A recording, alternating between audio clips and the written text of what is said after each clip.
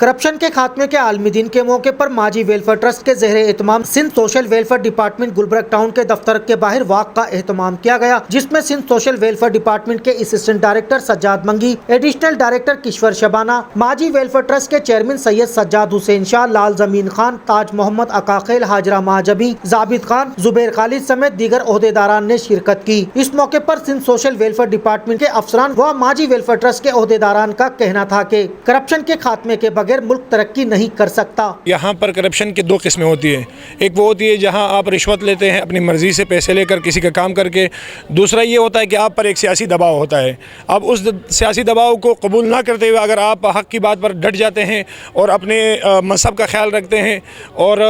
ظالم کے سامنے ڈٹ جاتے ہیں تو میرے خیال میں اس میں ہر انسان کی عزت ہے۔ رشوت ہے اور ہر جگہ ہر معاشرے میں کرپشن لیا جاتا ہے، کسی بھی پوسٹ پہ جائے پہلے کرپشن ہوتا ہے، رشوت لی جاتی ہے، تو میرے خیال سے یہ ختم ہو جانا چاہیے۔ آج ہمارا جو ملک